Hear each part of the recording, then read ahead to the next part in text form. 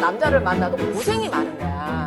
내 인생의 인생 신호등 적신호일까 녹신호일까? 세 분의 만신을 모시고 심층 탐구해보는 시간을 지금 시작합니다. 안녕하세요. 만신 21년 차 태아신당입니다. 인생의 절반을 바쳤습니다. 아, 태아신당님. 네.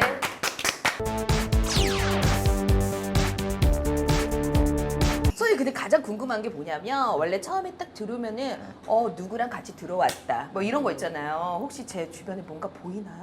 뭐 그런 게 있어요? 그 뭐지? 귀신이라는 거는 정말 눈으로 사람처럼 이렇게 보이는 존재가 아니라 이제 느낌이죠. 왜 우리가 어느 곳을 가게 되면 섬뜩하고 아, 섬뜩하고 기운. 기운. 그리고 꼭 뭐가 있는 것 같고 꼭 뭔가 물체가 있는 것 같고 이런 기운을 가지고 이제 무당들은 이제 만신들은 그걸 더 강하게 느끼는 거예요. 그러니까는 그런 거에 너무 현혹되지 않았으면 좋겠어요. 정말로. 21년 차이지만은 솔직히 실제적으로 무당 치고는 귀신이 이렇게 딱 서 있는 걸 본 적은 없어요. 그렇군요. 예, 그런 감이라든지 기운을 느끼는 거거든요. 예. 근데 선생님 일단 가장 중요한 건 그 제가 뭐 몸빼걸스로도 활동하고 그리고 주 종목은 사실 리포터예요. 리포터 그리고 전국 팔도를 다 돌아다니고 그리고 뭐 솔로 앨범도 냈고 영화도 찍고 드라마도 찍고 정말 다양하게 활동을 하고 있는데 근데 사실 그 코로나 그 시기 때는 정말 힘들었었어요. 진짜 한 3년 정도는 진짜 통장이 바닥나고 막 너무너무 힘들었어 사실. 그런데 제가 얼마 전에 이런 프로그램을 나간 적이 있었어요. 정호근 선생님 하시는 거. 예. 근데 선생님이 딱 작년에 하시는 얘기가 이야 10년 대운이 들어왔다 이렇게 말씀하시는 거예요. 그래서 혹여나 이렇게 또 실례긴 하지만 이런 얘기를 한다는 게 과연 저한테도 어느 정도 인생이 좀 풀릴 일이 있을까? 때라는 거는 악삼재가 있으면 복삼재가 있거든요. 그러니까는 이제 복삼재 때는 뭔가 사업을 새롭게 시작하기도 하고 재물이 일어나기도 하고 집을 사기도 하고 예. 악삼재일 때는 부모 거상을 입는다거나 아니면은 큰 사고가 있다거나 아니면 있는 재산이 크게 손실된다거나 이렇게 되는 거죠. 그러니까는 뭐 복삼재라고 하시니까 복 탔네요. 복 타셨어. 선생님께서 봐주시면 될 것 같아요. 그리고 지금 네네. 황은정 씨 아버지 계세요? 예예. 네. 아버지. 올해는 아무래도 삼재라고 해서 활동도 바빠지기 시작하고 네. 뭔가 일적인 부분에서 답답한 것이 갈증이 해소되는 시기기는 맞지만 올해는 부모의 근심이 조금 많이 들어와 있어요.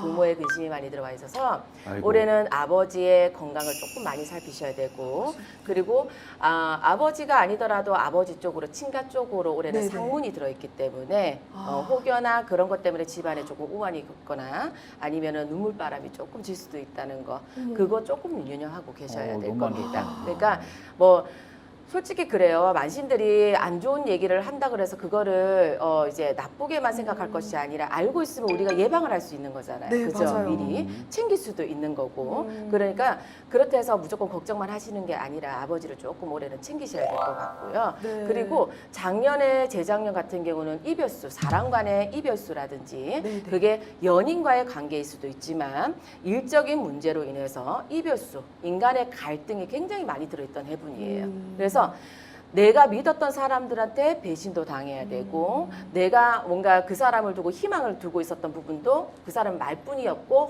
허무맹랑한 네. 이런 것 때문에 굉장히 실망감도 많이 들었어야 되고 그래서 작년 재작년까지는 사람 때문에라도 일이 잘 진행이 안 됐을 거예요. 인간 믿고 따르다가. 네. 근데 우리 황은정 씨 자체가 사람을 너무 잘 믿어. 네 맞아요. 나는 나 똑똑해 하면서도 결국에는 똑똑해가지고 그 사람을 잘 안 믿어 처음에는. 그러다가 빠지면은 홈팡 빠져. 맞아요. 막 그래서- 간색에 다 빼줘 나는. 그러니까 그러고 나면 결국에는 나 뭐 했지?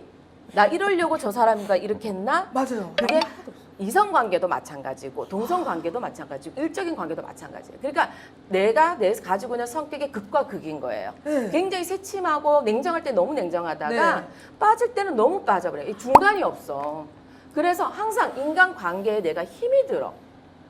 내가 처신을 하려고 하는데도 불구하고 시샘 내는 사람은 시샘을 내고. 네. 모든 사람들이 그럴 수는 있지만 우리 황은정 씨 같은 경우는 그게 뭐냐면은 드러나는 스타일이고 표출을 해야 되는 사람이다 보니까 그래서 좀 그런 부분들을 조금 약간 중간치는 있어야 되지 않을까. 앞으로 이제 나이도 들어가니까. 무대, 성격상 그래서 무대. 이제는 나이 먹은 티를 조금 내줘야 돼요. 조금 연륜을 내 마음에 경험을 쌓았으면 그 경험을 연륜을 표출을 할 줄도 알아야 되는데 아직까진 너무 소녀야. 너무 소녀야. 나와 같을 거라고 생각하시는 게 아니라요. 조금 선을 그을 거는 선을 긋고 조금 다가갈 때는 다가가더라도 한 발짝 조금 뒤로 물러가는 것도 알아야 돼.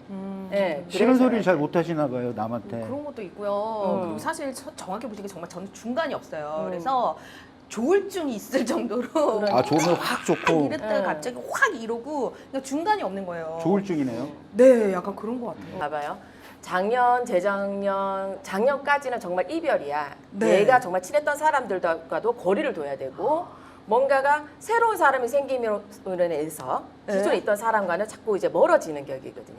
인간의 변화가 들어와 있기 때문에.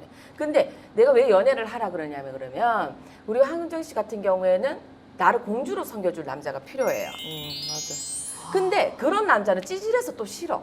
어머, 나 무수리처럼 살아요, 선생님. 네. 네. 그러니까는 왜냐면은 내가 나를 공주 대접해줄 사람이 필요한데 그런 사람이 분명히 있었음에도 불구하고 그런 사람은 내가 마음에 안 가는 맞아, 거야. 맞아. 싫어, 내가 싫어. 싫어. 그러니까 내가 가서 헌신하고 내가 가꿔줄 남자가 필요한 거지. 그러니까 첫날 만난 남자를 만나도 고생이 많은 거야.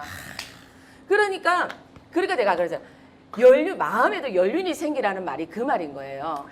남자분은 해안이 넓어져야 되는 거예요. 이제는 그것 때문에 고생을 했으니까 남자를 만나도 나한테 헌신이라서 정말 뭐냐면 모두가 간섭게 다 빼줄 그런 남자가 아니라 정말 나를 여자라 보고 예쁘게 보고 나를 가꿔줄 수 있는 이런 남자를 만나야 된다는 거지. 선생님, 그 정도 되려면요, 돈 많은 영감 하나 있어야 돼요. 나는 절대 그게 쉽지가 않아요. 그렇게 힘들었는데 갑자기 고정 프로그램 5개가 생겼어. 근데 이게 박리담이긴 하지만 그래도 이렇게 열심히 불러주시는 것만으로도 너무 감사하잖아요. 일단 인간의 흐름 자체가 굉장히 많이 바뀌는 해분이 돼 있어요. 네네. 그러니까는 작년, 재작년, 작년에 올해 넘어오면서부터 시작해서 흐름이 자꾸 바뀌는 운대가 돼 있으니까 일단은 사람이 뭔가 살라 그러면은 인간 관계성이 없으면 살 수가 없잖아요. 그죠? 그러니까 인간의 관계성에서 발전될 수 있는 계기, 인간의 운대가 들어오면서 인간으로 인해서 일도 생기고 인간에 인해서 일이 생기다 보니까 돈도 생기고 돈이 생기다 보니까는 재물도 늘고 예, 돈이 생기다 보니까 또 마음이 여유로워지고 여유로워지다 보니까 모든 것이 세상이 행복하고 그러니까는 어떻게 보면은 지금 운대가 굉장히 기류가 바뀌어지는 시기이기 때문에 네. 올해까지는 이렇게 인간관계를 하는 걸로 생각을 하고 내년에는 아까 선생님께서 얘기했다시피 문서에 뭔가 해결이 되는 부분이고 그 내년이 지나가고 내후년이 되게 되면 그 재물로 인해 내가 모은 재물로 인해서 말 그대로 집도 사고 사람도 늘고 인구도 늘고 식구도 늘고 그러면서 결혼식이라든지 결혼식이요? 결혼식을 한다든지 아니면은 정말 나와 반려자가 생길 정도로 좋은 운대가 생기든지 그렇게 그러니까 차근차근 순서대로 가는 운대는 열려 있다는 거예요. 선생님, 뭐, 그러면 제 반려자 저게 한 연하일까요? 아니면은 뭐 비슷한 나이일까요? 많을까요? 내 능력이 있는데 뭐하러 영감을 만나, 그죠? 네. 응. 그리고 대가리 선생님 또 까인 궁금한 영감님이. 게 있는데 제가 이제 뭐 지방을 뭐 행사도 그렇고 지방 촬영을 엄청나게 많이 다녀요. 근데 제가 집이 지금 일산이란 말이에요. 혼자서 매니저가 없잖아요. 혼자서 운전하고 다니니까 너무 힘들어요. 그래서 근데 그 집을 제가 6년 전에 이혼하면서 그때 집을 샀어요. 그냥 조그마한 빌라인데 근데 그게 갑자기 IC가 터지고 막 앞에 막 대형마트가 생기고 막 이상하게 막 그렇게 된 거야. 또 막 그린벨트가 풀리고 막 이런 거예요. 근데 그것도 제가 홀인원을 하고 정확히 6개월 만에 모든 빚을 다 갚았어요. 네. 근데 그 집을 좀 팔고 저는 아래쪽으로 그러니까 이남 쪽으로 서울 이남 쪽으로 내려가고 싶다. 수원, 용인 아니면 뭐 성남, 분당 뭐 밑쪽으로 이동을 하는 거는 어떨지 이사. 야, 답정너네. 그러니까는 답정너. 무당집 오면서 자기가 정해놓고 오는 사람들이 있어.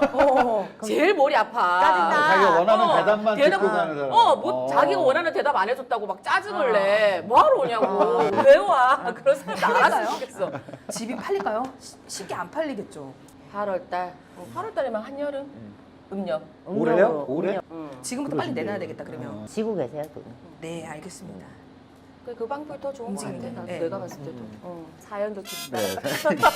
아이고, 사연도 깊다. 아니 웃으면 안 되는데 웃긴 걸. 쉽지 않은. 네. 네. 네, 정재영의 인생 신호등 다음 주에 또 다른 사연자분 모시고 여러분들 찾아뵙겠습니다. 정재영의 인생 신호등! 시켜서 하는 겁니다. 아유, 못해, 못했어. 네,